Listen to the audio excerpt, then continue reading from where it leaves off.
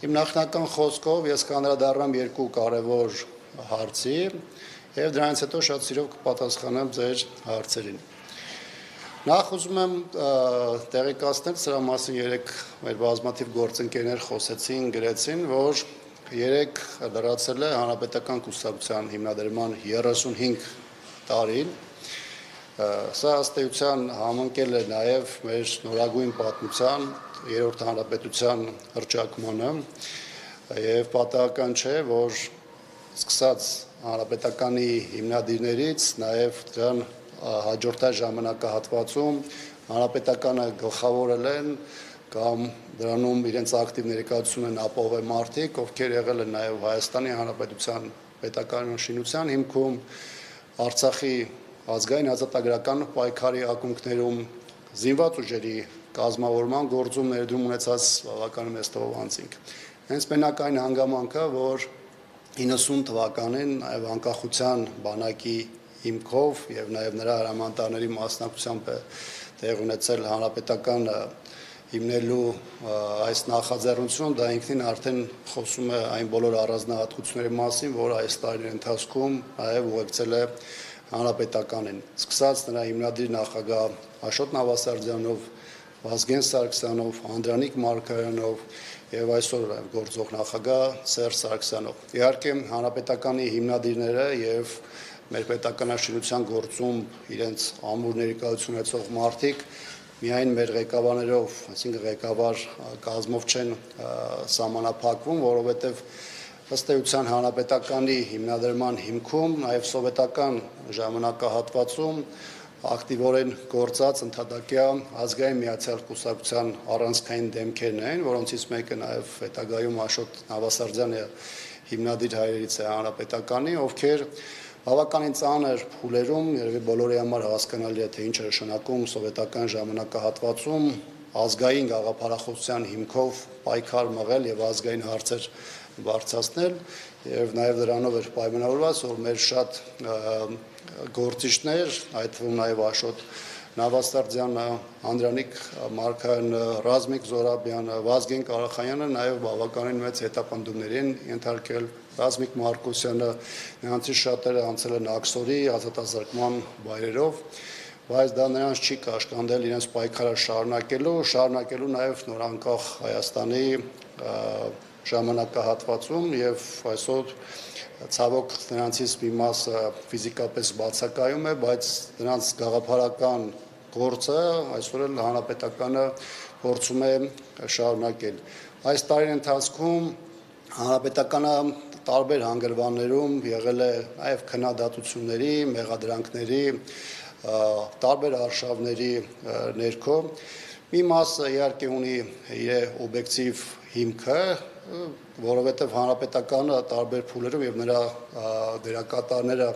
եղել են տարբեր քաղաքական գործընթացների ամենասուր առանցքում եւ բնականաբար այդ պարագայում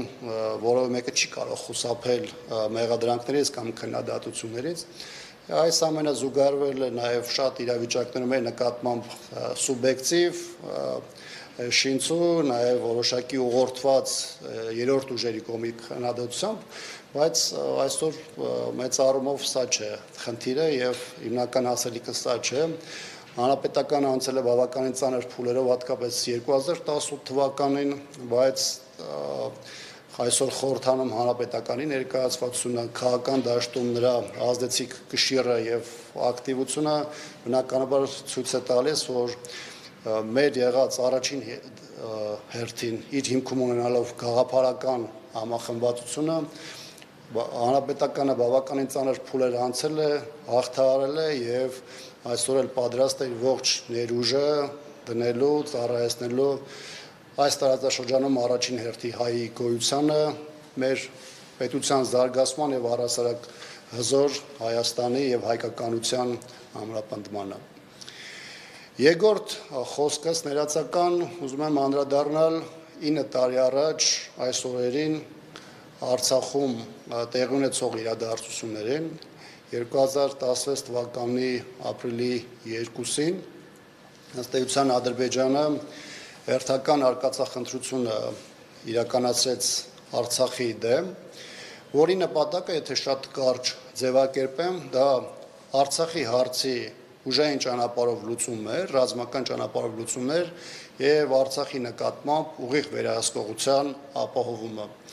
Ուզում եմ նաև հիշեցնել, որ դրան նախորդած ժամանակահատվածում նախ 2011-ին Կազանում Ադրբեջանը տապալել էր բանակցային գործընթացը եւ այդ պահին բանակցային սեղանին եղած փաստաթուղթը չվերջին պահին չէր ստորագրել, որը հետագայում նաև համանախագահ երկրների, տարբեր երկրների կողմից արժանացավ բավականին սուր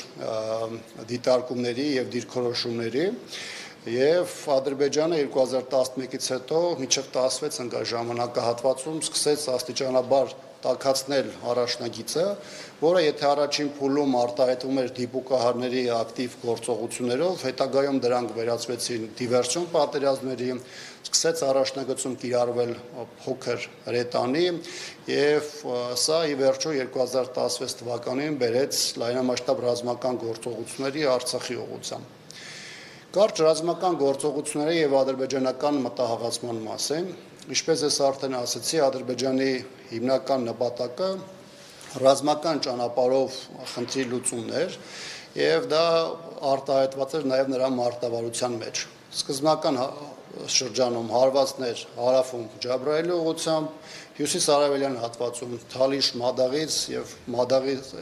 եւ Մարտակերտի բնակգծերում, որոնք նպատակ ունեին պաշտպանության բանակի ռեզերվը տարբեր ուղղություններով ուղղելու եւ կենտրոնի պաշտպանությունը նոսրացնելու, որովհետեւ նպատակը այդ ժամանակ կենտրոնից Աղդամի ուղղությամբ հարձակումներ եւ ուղիղ Ստեփանակերտի նկատմամբ վերահսկողության հաստատումներ։ Ինչու Աղդամի ուղղությամբ առաջին հերթին նաեւ պայմանավորված նրանով, որ ամենամոտիկ հեռավորությունը Ադրբեջանի վերահսկողության հատվածներից միջև մայրաքաղաք Ստեփանակերտ Աղդամի հատվածում էր, որտեղից ուղիղ հեռավորությամբ Ստեփանակերտը գտնվում էր, եթե չեմ սխալվում, 48-49 կիլոմետրի վրա։ Պաշտպանության բանակը եւ օրվա ռազմաքաղաքական ղեկավարությունը բնականաբար այդ մտահղացումը հասկացել էին եւ դա կանխվել էր, ռեզերվային ուժերը ոչ միայն աչուձախ չէին ուղղվել, այլ նաեւ այդ ռազմական գործողությունները արդեն 3-4 օրը կենտրոնով Աղդամի ուղղությամբ Ադրբեջանի կենտրոնացված ուժերի ուղղությամբ բավականին մեծ հրետանային եւ հրթիռային հարվածներ հասցրեցին, որի հետևանքով ադրբեջանական այն ուժը, այն հիմնական գրոհային ուժը, որը նախատեսված էր ճեղքում իրականացրելու եւ կենտրոնական խնդիրը լուծելու համար,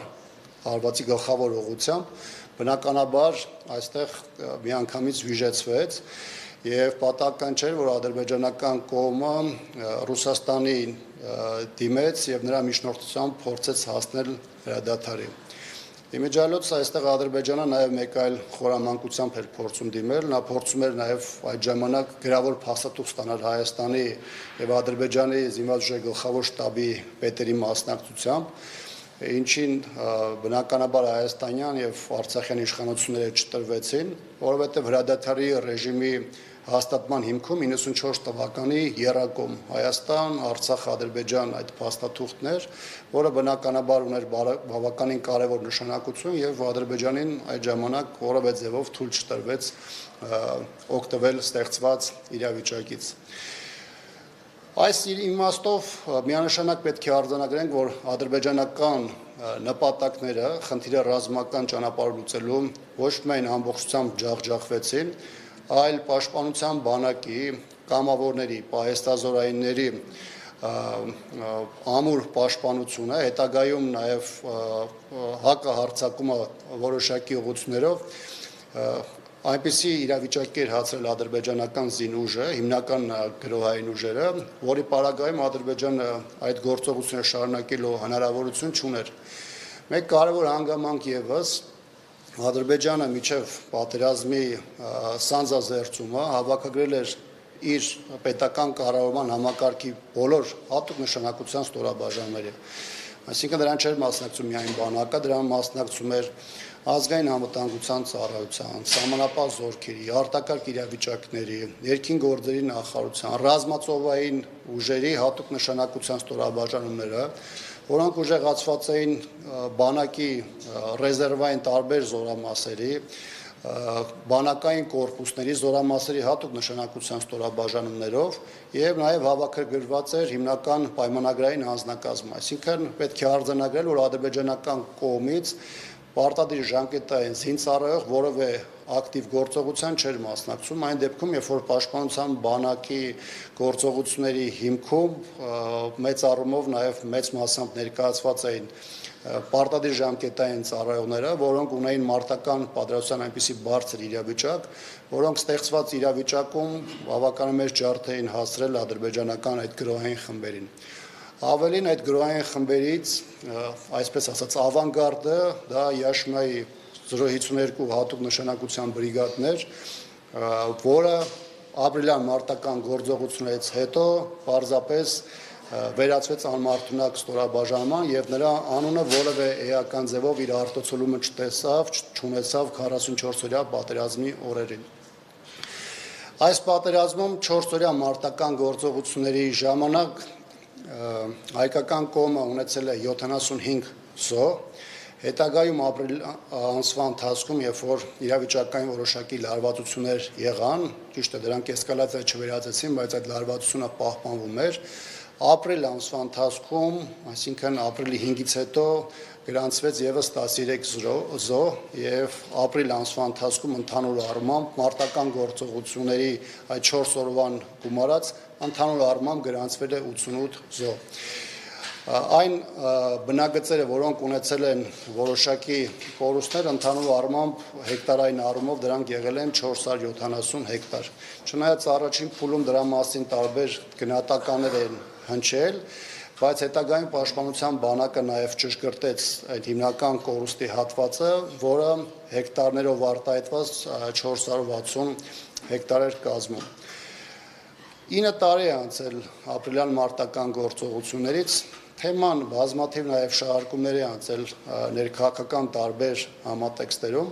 բայց պատմությունը ժամանակը ըստ էության արձանագրեց, որ պաշտպանության բանակը իր թիկունքում ունենալով հայ ժողովրդի սատարումը եւ հավաքական կամքը կարողացավ իր հաջողության հասնել եւ իր հաղթական մարտը մղել,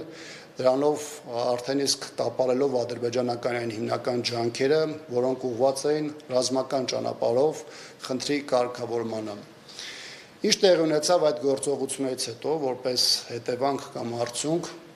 մայիսին նախ Վիեննայում տեղի ունեցավ հանդիպումներ, որից 2 ամիս անց արդեն Սանկտ Պետերբուրգում էր,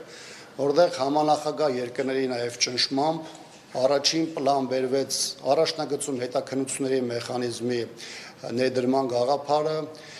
որպես կետ դրույթ առաջ բերվեց Յակոմինսկի խմբի համանախագահի անձնական ներկայացուցիչի գրասենյակի ընդլայնման հարցը, որը պետք է առավել պարբերական դարձներ հրադադարի ռեժիմի խախտումների հետ կապված դիտարկումները,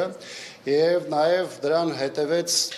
Ալիևի այն հայտնի արտահայտությունը, որը այս վերջին տարիներին անդադ տարբեր քննարկումների եւ բարձրաձայնումների առիթ է տվել։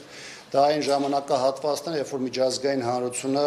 ոչ միայն դատապարտել էր ադրբեջանական ագրեսիան, այլ բավականին մեծ ճնշումներ էր գործադրում նաև Ադրբեջանի վրա, հասկանալով իրական ապակառուցողական կողմի Ադրբեջանի վատ դերակատարությունը, եւ 2016-ի հոկտեմբերն էր, որպես դրա արդյունք, երբ Ադրբեջանի նախագահը այդ ճնշման նաև ներքո իր կառավարության նիստում հայտարարեց, որ փակ դռների հետևում իրեն ստիպում են ճանաչելու Արցախի անկախությունը։ Հարգելի գործընկերներ, հիմնական ներածական մասով խոսքս այսպիսին էր, գիտեմ, որ բավականին հարցեր են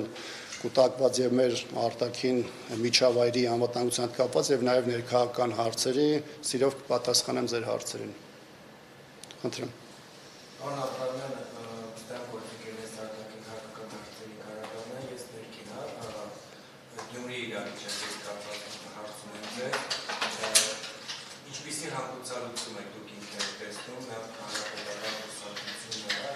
հաշվառելով որ այն օրերին Մարտին Գրիգորյանը պատիվ ուներ խմբակցության պատգամավորը, արդեն 4 օրն է, նա ըստեյության որևիցե խոսք բացի այն, որ Գյումրին չի ունենալու ընդդիմադիր համայնքապետ, չի ասել։ Դուք ինչ եք կարծում, ճիշտ կլինի, որ Մարտուն Գրիգորյանը մյուս երկու դիմադիր խմբակցությունների մամլի այնուամենայնիվ կարծում եք, որ պետք է այլ դեպք տեղի ունենա։ Մեր գործընկեր Մարտուն Գրիգորյանի հետ կապված իրավիճակը հետևյալն է։ Մի քանի արձանագրում անենք։ Քաղաքական տեսանկյունից Մարտուն Գրիգորյանը չի եղել եւ այսօր չի ներկայացնում հանրապետական կուսակցությունը։ Պատիվ ունեմ դաշինքում Մարտուն Գրիգորյանը հայտնվել է հայրենի կուսակցության քվոտայով, երբ որ մենք հայրենի կուսակցության հետ նախընտրական դաշինքով 21 թվականին գնացինք ընտրությունների, եւ այս տեսանկյունից Մարտուն Գրիգորյանը նաեւ խորհրդամտավ այն ժամանակ, երբ որ Արտուր Վանեցյանը հայտարարեց ըստ էության այդ դաշինքի փլուզման եւ այն առաջնահերթությունների մասին, ինչից ելնելով նա վայր էր դնում իր մանդատը։ Սա իդեպ չեմ ասում այն տեսանկյունից, որևէ ձևով նվազեցնելու Մարտուն Գրիգորյանի դերը կամ կեցվածքը եւ որպես տղա եւ որպես քաղաքական գործիչ ընդդիմադիր հնդկեցված կեցվածք ունեցող, սա ասում եմ, որպեսզի որոշակիորեն նաեւ մեր հանրությանը ներկայացնենք մեր հնարավոր ազդեցությունը կամ իր հետ որևէ ձևով խոսակցություն ունենալու, այսպես ասած, լեգիտիմությունը։ Հանրապետական կուսակցությունը այս գործոնները հաշվի առնելով իրեն չի կարող իրավունք վերապահել մեր խմբակցության անկուսակցական անդամի նկատմամբ ոչ որևէ ճնշում գործադրելու, ոչ նրան ուղղորդելու, ոչ նրան, այսպես ասեմ, ասելու այն իրականությունը, որով նա պետք է շարժվի։ Մենք մեր գործընկերոջը հայտնել ենք մեր կարծիքը այս թեմայի հնարավոր հանգուցալուծման հետ կապված, բայց մենք դա զերծ ենք մնում հանրայնացումից, որպեսզի դա որևէ ձևով ազդեցություն ճնշում չդիտվի Մարտուն Գրիգորյանի վրա, առավել եւս որևէ երրորդ ուժ դա չօգտագործի Մարտուն Գրիգորյանին որևէ ձևով խոցելի դարձնելու տեսանկյունից, որովհետեւ բավականին գարշելի է տեսնել վերջին օրերին տեղի ունեցող այն տեղեկատվական տեղատարափը, այն դիրքորոշումները, գրառումները, հայտարարությունները, որը Մարտուն Գրիգորյանի նկատմամբ է իրականացվում, սա այն դեպքում, որ նա եւ որպես մարդ, եւ որպես քաղաքական գործիչ բնականաբար որևէ ձևով արժանի չէ նմանատիպ վերաբերմունքի, եւ երկրորդը Մարտուն Գրիգորյանը դեռևս ունի ժամանակ արտահայտվելու, եւ դա որը մեկին իրավունք չի վերաբերում վիրավորական կամ մեկ այլ բնույթի հայտարարություն հնչեցնել նրա հասցեին։ Իդեպ նաև այս թեմայով ուզում եմ հետևյալը նաև առանձնացնեմ, շատ կողմեր այս օրերին նաև օգտագործում են թեման հանրապետականին եւ նաև Սերժ Սարգսյանին թիրախավորելու համար։ Այստեղ մեր խնդիրը այն չէ, որ լրացուցիչ ինչ-որ մարդիկ, որոնք այլ տարբեր առիթներ օգտագործում են մեր դեմ կեղտոտ արշավների համար, սա եւս կօգտագործեն, որովհետեւ մենք վաղուց ունենք իմունիտետ եւ մենք քաղաքական առումով էլ որտեղ անհրաժեշտ է, որ պահին էլ անհրաժեշտ է լինում, բոլորին էլ համաչափ, որոշ դեպքում էլ ոչ համաչափ այդ պատասխանը վերադարձնում ենք, բայց տպավորություն է ստեղծվում, որ կան ուժեր, որոնց խնդիրը ոչ թե Գյումրիում պայմանականորեն Վարդան Ղուկասյանին լրացուցիչ ձայները ապահովելով քաղաքապետ դարձնելն է, այլ նրանց անհրաժեշտ է, որպեսզի Մարտուն Գրիգորյանը այդ ձայները տարբեր պատճառաբանությամբ չներկայացնի, եւ դա նրանք օգտագործեն մի կողմից Մարտուն Գրիգորյանին քաղաքական հարվածներ հասցնելու, մյուս կողմից էլ նաև սա օգտագործելու հանրապետականի դեմ արշավը այլ, այսպես ասեմ, ռաունդներով շարունակելու համար, ինչը միանգամայն այն թույլատրել եմ համարում։ Տեսեք, բոլոր այն դեպքերում, երբ որ կան գործիչներ, որոնք այս կամ այն ձև կարող են ասոցացվել հանրապետականի հետ եւ նրանք որևէ տեղ ունենում են հաջողություն, անում են քայլեր, որոնք հանրության համար կարեւորություն են ներկայացնում եւ դրանք պոպուլյար քայլեր են, բնականաբար նմանատիպ որևէ դեպքում այդ գործիչներին հանրապետական հետ չեն ասոցացնում, ինչից էլ նաեւ ակնհայտ է դարձնում, որ կա հասարակության մեջ երկու հիմնական ուղղություն, կան մարդիկ, որոնք իրականում լավ չեն պատկերացնում հանրապետականի եւ Մարտուն Գրիգորյանի կապը, որովհետեւ ֆրակցիայում նրա ներկայությունը մարդկանց մոտ տպավորություն է ստեղծում, թե հանրապետականը նրա որոշումների վրա ունի հատկապես այսպիսի ազդեցություն, որը իրականում չի համապատասխանում իրականությանը, եւ կան մարդիկ, որոնք գիտեն ճշմարտությունը, որոնք գիտեն իրականությունը, որոնք քաղաքական դաշտում ակտիվ դերակատարներ են կամ նրանց ներկայացնող ասոցիացված մարդիկ են, սակայն սա օգտագործում են հանրապետականի հետ ներընդդիմադիր դաշտում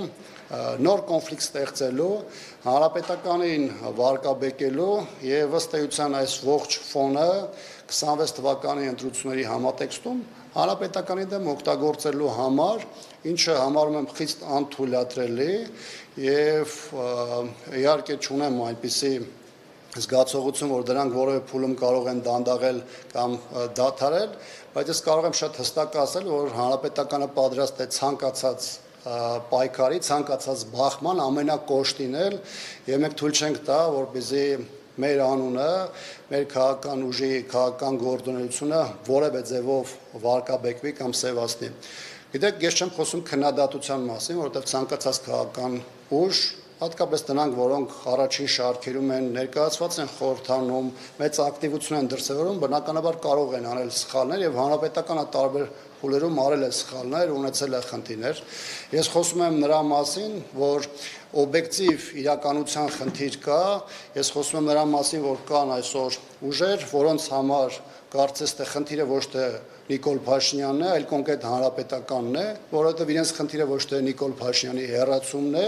այլ խորհրդանում տեղ ունենալն է կամ ավելի մեծ ներկայություն ապահովելն է։ Անապրոպ եք մեկ ճշտով հարցացեցիք, որ հանրապետական իր կարծիքը փոխանցել է Մարտուն Գրիգորյանին։ Այդ կարծիքը տարբերվում է Մարտուն Գրիգորյանի հայտարարությունից, որ Գյումրիչ պետք է ունենա ԿՊԱ-ական քաղաքապետ։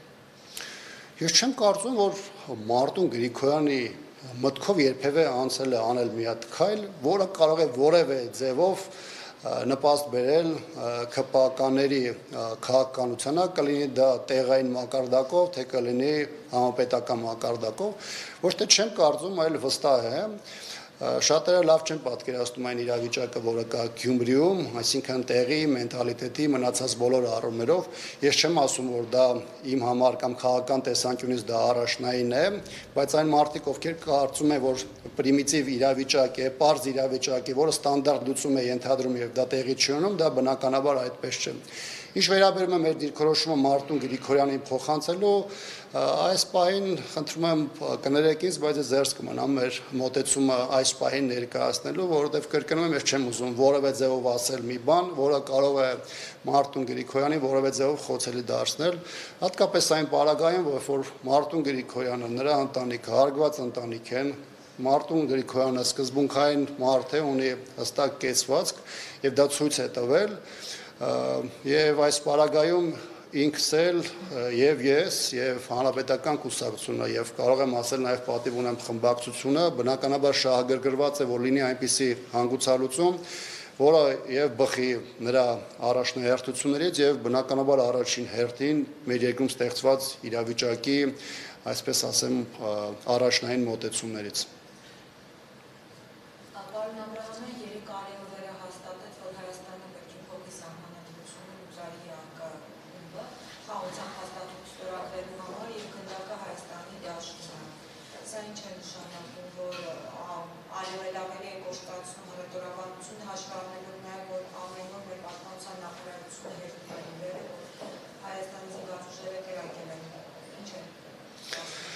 Ես կարծում եմ, որ սա առաջին հերթին վերահաստատում էր Ադրբեջանի այն դիրքորոշմամբ, որը փոխանցել էր եւ տարբեր հարթություններով հնչեցվել էր ուղղված Հայաստանին եւ նաեւ միջազգային լսարանին։ Ես ուզում եմ նաեւ հիշեցնել մեկ այլ վտանգավոր հանգամանք, որը մեկ շաբաթ առաջ հնչեցել էր Ադրբեջանի նախագահի հատուկ հանձնարարությունով ներկայացուցիչը, հայտարարելով, որ Ադրբեջանը պատրաստ չէ հավերժ կամ երկար սպասել Հայաստանի որոշմանը։ Հայաստանի որոշման տակ բնականաբար նրանք ոչ թե նկատի ունեն ստորագրությունը, որին այսօր էլ Հայաստանի իշխանությունները պատրաստ են, այլ այն նախապայմանները, որոնք իջեցրել են Հայաստանի գլխին։ Դա վերաբերում է ԵԱԿ Միսկի խմբի այդ ֆորմատի լուծարմանը եւ վերաբերում է Հայաստանի Սահմանադրությունում իրականացվող փոփոխություններին։ Այստեղ կա մեկ այլ առանձնահատկություն, տեսեք, Հայաստանի իշխանությունները իրենց հայտարարություններով հաստատել են, որ իրենք որևէ խնդիր չունեն այդ սահմանադրությունը փոխելու, հատկապես բոլոր այն դրույթների կամ հղումների, որոնք վերաբերում է Արցախին, որովհետեւ այն իշխանությունը, որը հայտարարում է, որ Արցախը համարում է Ադրբեջան, այն իշխանությունը, որը ունի ոչ սկզբունքային մոտեցում ներքինից արտաքին քաղաքական հարցերի հետ, այն իշխանությունը, որը տարիներ շարունակ կատարել է ադրբեջանական նախապայմանները, բնականաբար որևէ խնդիր չունի փոխելու սահմանադրությունը, եւ ես կարծում եմ, որ դա լավ հասկանում են նաեւ Ադրբեջանում, այլ է խնդիրը, որ ադրբեջանցիները փորձում են նաեւ ժամանակ ցկցկել, Հայաստանի վզին փաթաթելով նոր նախապայմաններ, որովհետեւ եթե այս պահին այդ երկուսի մասին է առաջնային ձևով ներկայացվում, ապա զուգահեռ չմոռանանք, որ ռեգիոնալ ապաշրջափակման թեման պայմանագրից առանձնացված էր եւ օրինակ այդ թեման, որ Ադրբեջանը ներկայացնում է որպես միջանցքի խնդիր, դա եւս Ադրբեջանը օգտագործում է Հայաստանի նկատմամբ ոչ միայն ճնշումների, այլ հետագայում ինչ-որ փուլում դա կարող է դարձնել ճակերտավոր լեգիտիմ հիմք Հայաստանի դեմ հնարավոր ռազմական գործողությունների ծավալման մասին, հատկապես որ դրա մասին չի էլ թաքցնում։ Դեռ չեմ խոսում այն մասին, որ ադրբեջանցիները խոսում են Հայաստանի ապա ռազմականացման մասին, ադրբեջանցիները խոսում են այսպես կոչված փախստականների վերադարձի մասին, ընդ որում այնպիսի թվեր են հրապարակում, որոնք որևէ ձևով կապ չեն ունեցել իրականության հետ, խոսքը միջև Հայաստանի անկախությունը սովետական ժամանակաշրջանում Հայաստանում ապրած ադրբեջանցիների մասին է, որի թիվը ներկայացվում է 300,000, որը ակնհայտորեն չի համապատասխանում իրականությանը։ Իհարկե այս համատեքստում ադրբեջանցիները մոռանում են բոլոր այն հայերի մասին, որոնք միջև նորանկախ հանրապետության հռչակումները եւ Հայաստանի եւ Ադրբեջանի ապրել են ադրբեջանական տարբեր քաղաքներում։ Իմիջիալոց դրանք այն հայերն են կամ այն հայերի սերունդն են, որոնք բավականին մեծ ներդրում են ունեցել եւ մշակութային եւ քաղաքական եւ տնտեսական կյանքում դա այն ժամանակահատվածն է եղել, երբ որ նույնիսկ Ադրբեջանում ապրող մարդիկ, այն մարդիկ, ովքեր այսօր Հայաստանին օկուպանտ կամ ագրեսոր են համարում, նրանք նույնիսկ չեն էլ հասկանում, թե իրանք էթնիկական առումով ինչ են ներկայացնում, եւ այս պարագայում այստեղ խնդրահարույցային հանգամանքը, որ Հայաստանի իշխանությունը ինքը ոչ միայն դիվանագիտական քաղաքական, այլ նաև տեղեկատվական դաշտում տանուլ է տալում պայքարը, որովհետև նրա լռությունը, նրա կաշկանդվածությունը ըստ էության ոչ միայն համաձայնություն է ադրբեջանական շատ վտանգավոր թեզերի, այլ նաև այդտեղ իր համար խնդիր է ստեղծում, որովհետև միջազգային հանրության մեջ աստիճանաբար սկսում է ընկալումները ձևավորվել ադրբեջանական թեզերի եւ ադրբեջանական այդ սպառնալիքների համատեքստում։ Անապրամյան, ես միջազգային հատվածին հասկանում, դուք գրառում եք արել Իրանի հետ կապված եւ այն ճնշումները, որ ավելացել են, շատ մեծ վտանգներ ա, թե տնտեսական ճնշումները, թե ռազմական Հայաստանի համար։ Հարց առաջին, ինչ պիտի Հայաստանը անի լուր նայի հետևից ինչ-որ քայլեր կարող են այս իրավիճակում անել եւ երկրորդը, արդյոք Ալիևի այս հռետորաբանության ուժեղացումը եւ Իրանի վրա ճնշումների ակտիվությունը ինչ-որ փոփ կապակցված է։ Նախ պետք է արձանագրենք, որ երբ խոսում ենք Հայաստան պետության որևէ քայլի իրագործման մասին, պետք է հաշվի առնենք այն հանգամանքը, որ 6-7 տարի Հայաստանում մի ուժ է իշխանության, որը որևէ իրավիճակին համարժեք քայլ չի գործադրել։ Դա վերաբերի ուղիղ Հայաստանի վերաբերող հարցերին, դա վերաբերի մեր հարևանությամբ կամ մեր արտաքին միջավայրում տեղի ունեցող տարբեր իրադարձություններին, Հայաստանի իշխանությունը որևէ գործուն միջոց, որևէ արդյունավետ գործիք, որևէ համարժեքություն ապահովող քայլ չի իրականացրել եւ այս փուլում կարծել, թե Հայաստանի իշխանությունը կարող է կամ ինչ-որ հուշումների պարագայում կարող է այստեղ գործել իրավիճակին համահունչ, բնականաբար տրամաբանական չի լինի։ Կապի մասին Բնականաբար ադրբեջանական կողմը փորձում է օգտվել տարբեր զարգացումներից, երբ որ ինչ-որ երկիր նպատակ ունի մեկ այլ երկրի նկատմամբ ագրեսիայի ինչ-որ դրսևորում ունենալ, դա կլինի սադրանքի ձևով, դա կլինի լոկալ գործողությունների ձևով, դա կլինի լայնամասշտաբ ռազմական գործողությունների միջոցով, հաշվարկումը մեծ թվով քայլեր, որոնցից մեկը միջազգային իրադրությունն է, տարածաշրջանային իրավիճակը, այսինքն յուրաքանչյուր երկրի համար բացի ռազմական, տնտեսական, քաղաքական, քարոզչական իր սեփական պոտենցիալից եւ դիմացինի հնարավորություններից կամ դրա համեմատությունից նաեւ յուրաքանչյուրը փորձում է հասկանալ իր հնարավոր գործողությունները, ինչ հետևանք կարող են առաջացնել իր համար։ Երբ որ Ադրբեջանը հասկանա, քննարկի, ես համոզված եմ, որ Ադրբեջանը հատկապես Թուրքիայի միջամտությամբ նաև տարբեր դերակատարների հետ այդպիսի զրույցներ կարող է ունենալ։ Երբ որ հասկանա, որ իր ագրեսիան պայմանական միջանցքի բացման տեսանկյունից կամ կոնկրետ Հայաստանի Հանրապետության տարածքների նկատմամբ հերթական օկուպացիայի վերաբերյալ լինելու է ոչ այդքան բարձր կամ լինելու է միայն հայտարարությունների հորդորների համատեքստում, ապա Ադրբեջանը դա որպես իր համար շահավետ գործոնք օգտագործի եւ այդ գործողություններին կգնա։ Ընդ որում շատ ժամանակ խոսվում է ուղղությունների մասին, որոնք առաջին հայացքից կարող են քննարկելի չթվալ, բայց Ադրբեջանը կարծում եմ, որ իր զինանոցը, իր հնարավորությունները եւ նաեւ տարածքային հավակնությունները դիտարկում է շատ ավելի լայն կոնտեքստում եւ իհարկե Իրանի շուրջ զարգացող իրադարձությունները իր համար որոշակի պայմանների արկայության դեպքում կարող են նպաստավոր դաշտ ձևավորել Հայաստանի դեմ որևէ տիպի ագրեսիայի իրականացման համար։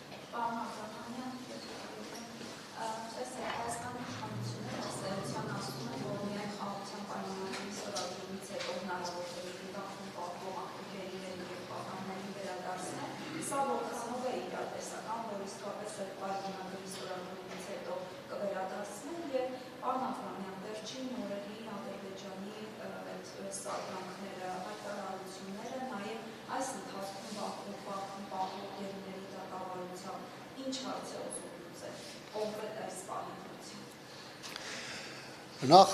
գեյների հետ կապված հարցին, տեսեք, Ադրբեջանը նույնիսկ փաստաթղթով նախատեսված իր պարտավորությունները չի կատարել, որ մնաց մենք ակնկալ ենք, որ Ադրբեջանը այն էլ ոչ բանավոր խոստման, այլ Հայաստանի իշխանությունների կարծիքով կարող է այդ փաստաթղթի ստորագրումից հետո դրական արձագանքել Բաքվու բանտերում գտնվող հայերի ճակատագրի։ Բնականաբար սա որևէ ձևով տրամաբանական չէ եւ սա որևէ ձևով չի բխում այսպես ասած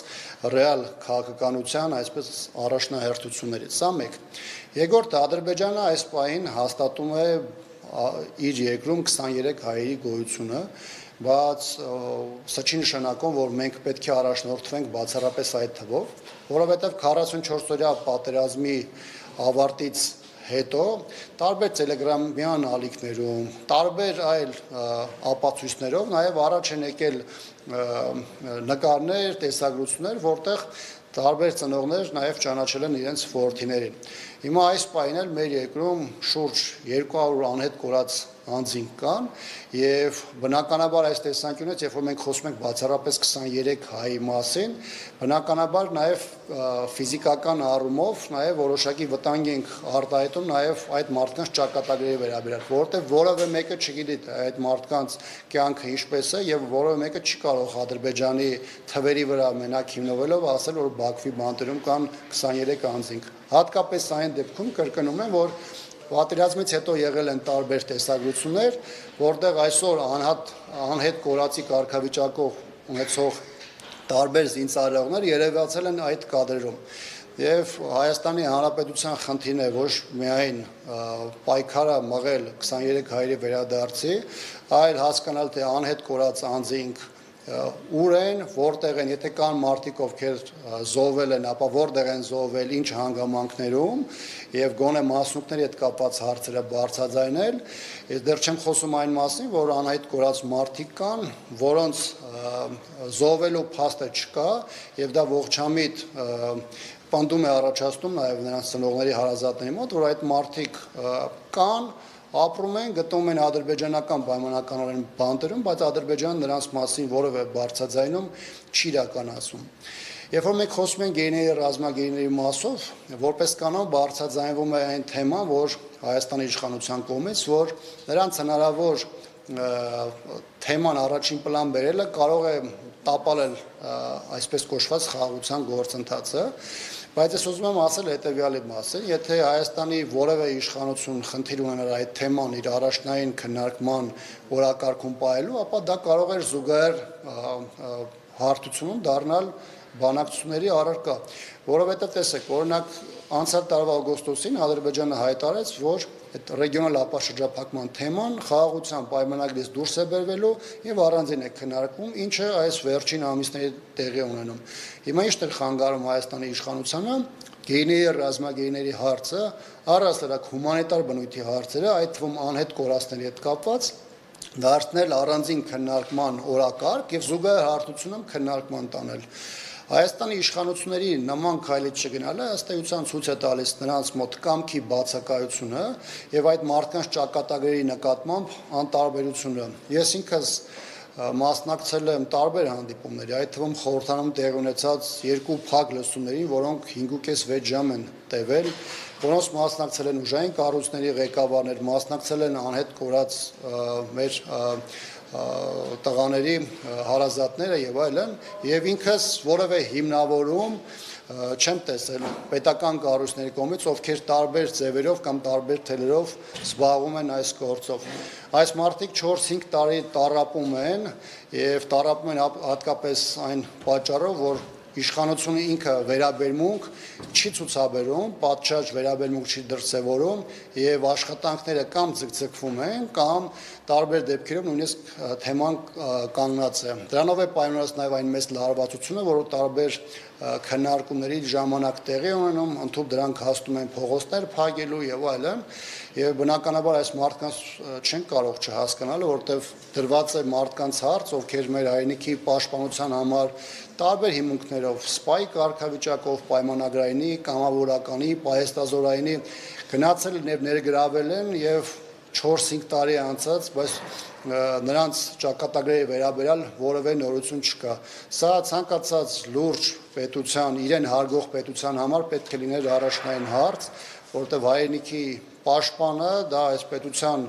թիվ 1 մարդն է եւ բնականաբար նրա հետ կապված ցանկացած հարց, սոցիալականից մինչեւ պատերազմական հնարավոր գործողություններ պետք է լինեն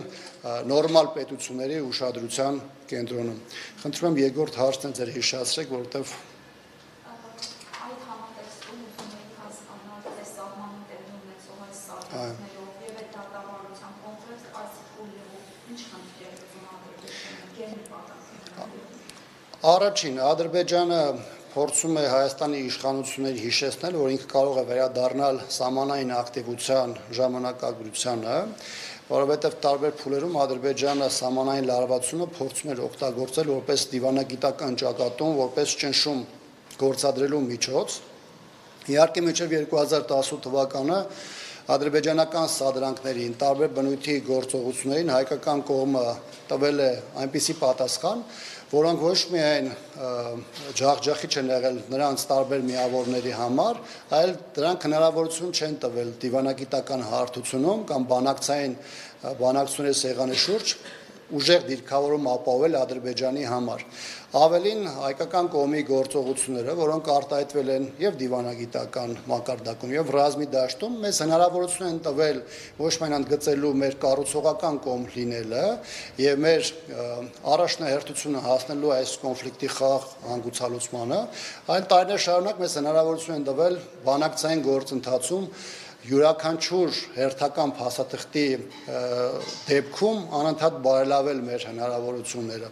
Մեկ օրինակ բերեմ, երբ որ քննարկում է օրինակ 2007 թվականի Մադրիդյան փաստաթուղթը, մենք Մադրիդյան փաստաթղթից 2007-ից մինչև 2011 թվականի Կազանյան հանդիպում, այսինքն 4 տարվա ընթացքում 30-31 շտկում ենք արել ի նպաստ Հայաստանի Հանրապետության, այսինքն յուրաքանչյուր փուլ իր հետ բերել է բարելավումներ եւ դրա հիմքում եղել է ոչ թե կոնկրետ այդ օրվա հանդիպումը կամ այդ օրվա բանակցությունները, այլ ինչպես ասում են, եւ գետին եղած իրողությունները եւ ռազմի դաշտում եւ դիվանագիտական մակարդակում արվող աշխատանքը։ Իհարկե, շատ ցավալի է այդ համատեքստում արձանագրել այն իրավիճակը, որը բերել է հասրել է մեզ այս իշխանությունը, այս ողբերգությունների շղթան 20 թվականի պատերազմով, 21, 22, 23 թվականներին Հայաստանի Հանրապետության տարածքների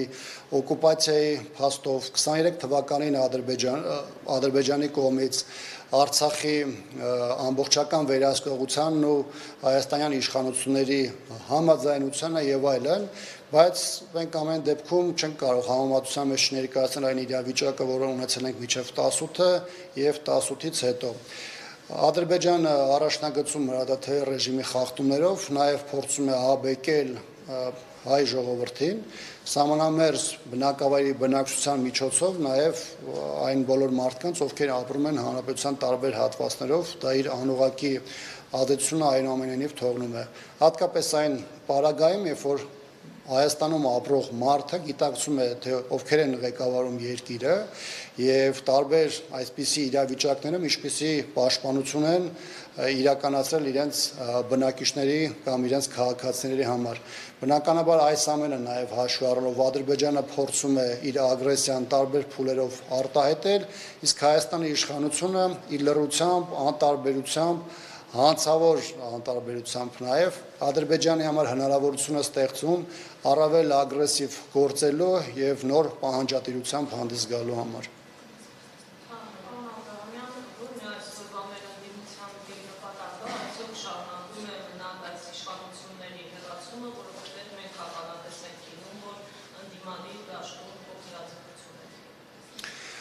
Անկեղծ ասած դժվար է հիմա հավաքական ձևով ներկայացնել, թե ինչ է ուզում ընդդիմությունը եւ որևէ փուլում էլ տրամաբանական չէ լինի, եթե ներկայացնեինք, թե ընդհանուր առմամբ ընդդիմությունը ինչ է ուզում։ Սկսենք այն հանգամանքից, որ դաշտում կան տարբեր օբյեկտներ, որոնք իրենց ներկայացնում են ընդդիմություն, բայց դա միայն հրապարակային հայտարարությամբ է, որովհետեւ իրենց գործողությունները, քայլերը, իրենց դիրքավորումը լրիվ հակառակի մասին է խոսում։ Այն մասին, որ իրենք իրենց ջանքերը ուղղում են ոչ թե իշխանության հերասման կամ իշխանության դեմ պայքարի, այլ վարկաբեկելու կամ հարվածելու բոլոր այն ուժերին, որոնք փորձում են հասնել մեր երկրում իշխանափոխության։ Երկրորդ, ընդդիմություն ասվածը ներկայացված է եւ խորհրդանում, եւ խորհրդանից դուրս։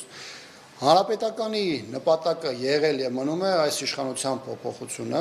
ընդ որում դրա հիմքում մենք ունենում ենք ոչ միայն հերթական կամ արտահերթ ընտրական process-ները, այլ առաջին հերթին ոչ ընտրական միջոցներով, այսինքն փողոցային պայքարի միջոցով հասնելու այդ խնդրի լուծմանը։ Որն է դրա պատճառը։ Դրա պատճառը այն է, որ մենք կարծում ենք, որ այս իշխանության պետության ղեկին լինելու պարագայում վարչական ռեսուրսները, տնտեսական կամ ֆինանսական այն միջոցները, որոնք պետք է ծառայեն հանրային բարիքի ստեղծման կամ երկրի պաշտպանության համար, դրանք ուղղվում են իշխանության հնարավորությունը մեծացմանը կամ իշխանության վերարտադրմանը, եւ բնականաբար այս պարագայում մեր համար առաջնային քայլ է ունենալ ընտրական process-ներ այն ժամանակ, երբ որ սրանք չեն վերահսկի այդ գործընթացը եւ սրանք չեն ունենա ազդեցություն պետական ռեսուրսների օգտագործման մասով։ Սա իհարկե ես չեմ ուզում ասել այն համատեքստից, որ մենք բոլոր առումներով ընտրությունների հետ կապված դեմ ենք արտահայտվում կամ օրինակ որոշում ունենք 26 թվականի ընտրությունների մասնակցել չմասնակցելու ուղղությամբ, հատկապես որ նկատելի է, որ քաղաքական դաշտում որոշ ուժեր արհեստականորեն այս թեման օգտագործում են հանրապետականին թիրախավորելու համար, նաև որոշակի հնարավորություն ստեղծելու հետագայում այս թեման օգտագործելու համար։ Ես ուզում եմ շատ հստակ ասել, որ ընտրական process-ներին հնարավոր մասնակցության հետ կապված հանրապետականը որևէ քննարկում չի իրականացրել եւ բնականաբար 26 թվականի հետ կապված մենք դեռևս վաղ ենք համարում որևէ տիպի քննարկումները առավել եւս դիրքորոշումների արտահայտումը։ Ավելին մենք համարում ենք, որ ժամանակի շուտ ընտրությունների մասին կամ դրա մասնակցության մասին հայտարարելը կարող է խնդիրներ առաջացնել գիտակցության կամ ենթագիտակցաբար առումով մեր հասարակության համար, որովհետև դա կարող է նրանց որոշակիորեն տրամադրել բացառապես 26-ի իրադարձությունների համար, իսկ քանի որ մենք տեսնում ենք դեռևս հնարավորություն փողոցով նաև ճնշում գործադրելու եւ խնդիրը մինչեւ 26 թվական լուծելու տեսանկյունից, բնականաբար այս համատեքստում ընտրական գործողությունները հանրապետականը կամ հանրապետականի գործադիր մարմինը իր օրակարգում չունի եւ մինչեւ այս պահը չի քննարկել։ Երբ որ ես ասում եմ փողոցային պայքարի հնարավորության կամ այն հնարավոր պատուհանի մասին, որը մեզ գործելու հնարավորություն է տալիս, ես չեմ ասում սա այն տեսանկյունից, որ մենք տեսնում ենք, որ մեկ ամսվա ընթացքում կարող ենք հստակ այս խնդիրը լուծել կամ տալ բոլոր հարցերի պատասխանը։ Ես այստեղ հստակ ասում եմ, որ մենք տեսնում ենք այդ հնարավորությունը եւ փորձում ենք դրա շուրջ որոշակի կոնսոլիդացիա ապահովել այն հույսով եւ այն ջանքերով, որ դա կարող է մինչեւ 26 թվականի ընտրությունները ունենալ իր արդյունքը, կամ եթե նույնիսկ մենք հասնենք 26 թվականի ընտրությունների, դա հնարավորություն ապահովի քաղաքական ուժերի համար, մեր հասարակության համար կարողանալու ճիշտ պահին, ճիշտ գնահատական եւ ճիշտ որոշում կայացնել։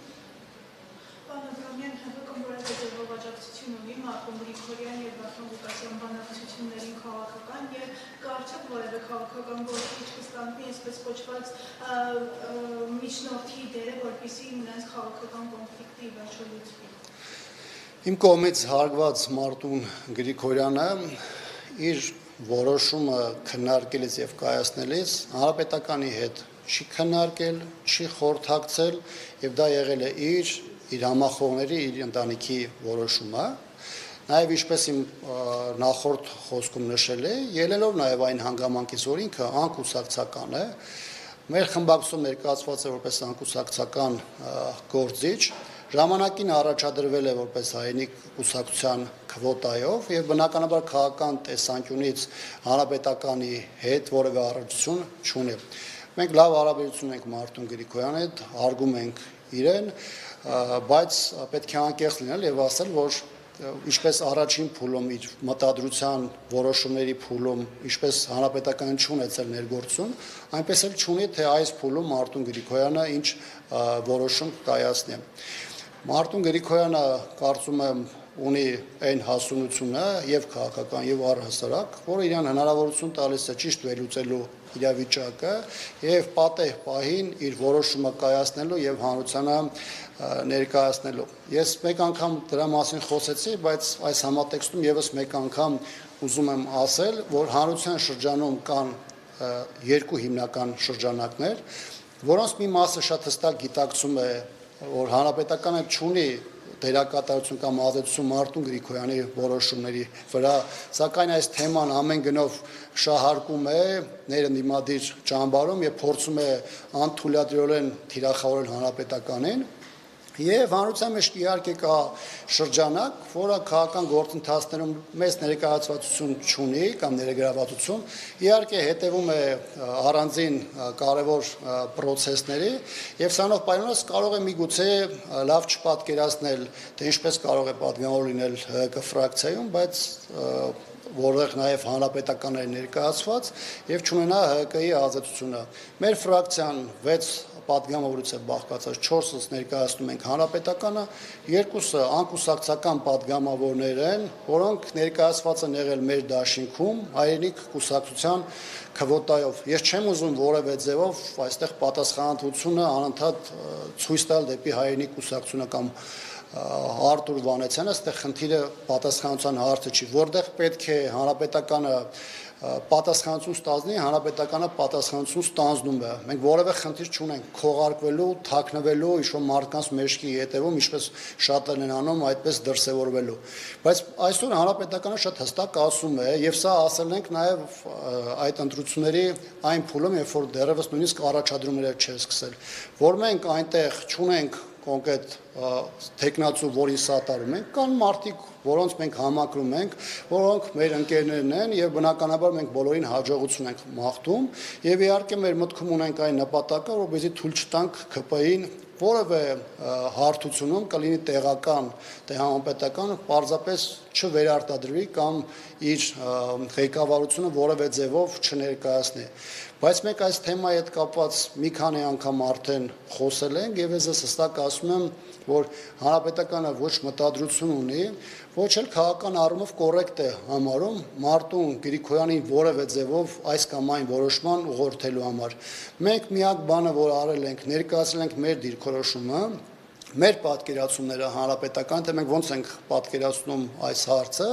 բայց այս թեման չենք հանրայնացնում զուտ ելնելով այն հանգամանքից, որ չենք ուզում դա էլ որևէ ձևով ուղղակի կամ անուղղակի ձևով դիտվի որպես ճնշում Մարտուն Գրիգորյանի նկատմամբ։ Բայց սրա համատեքստում ուզում եմ եւս մեկ անգամ զգուշացնել եւ նաեւ տեղեկացնել նաեւ մեր հասարակությանը, որ կան կոնկրետ քաղաքական խմբեր, շրջանակներ, անհատներ,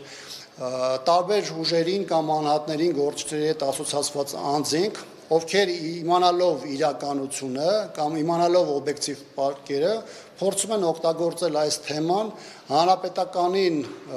նկատմամբ տեղեկատվական արշավներ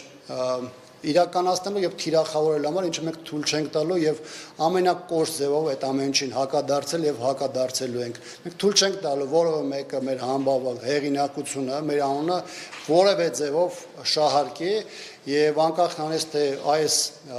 մեզ պարտադրված այդ տեղեկատվական օպերացիաները որքան կտևեն, ես իրենց բոլորին զգուշացնում եմ, որ սա մեր կողմից բավականին կոշտ, չոր եւ կատաղի արձագանք է ստանալու։ Որևէ մեկին թույլ չենք տալու հանրապետականի անունը որևէ ձևով շահարկելու եւ թույլ չենք տալու, որպեսզի մեր քաղաքացիներին ստով, կեղծիքով եւ խաբկանքներով տանելու, հասնելու միջև հաջորդ քաղաքական հանգրվան կամ քաղաքական process-ներ։ Մեզ հասարակության համար կարևոր է ստեղծել կարևոր կոմունիկացիաներ, որում շատ կարևոր դիրք ազդեցություն են նաև մեր լրատվամիջոցները, որպեսզի հասարակությունը ստանա օբյեկտիվ եւ իրական պատկեր եւ ցանկացած իրավիճակում կլինի ընտրական, կլինի փողոցային պայքարի որևէ ժամանակահատված, կարողանա այդ իրողությունների համատեքստում ճիշտ որոշումներ արտահայտել կամ հրապարակային ճիշտ դիրքորոշումներ իրական արտահայտել։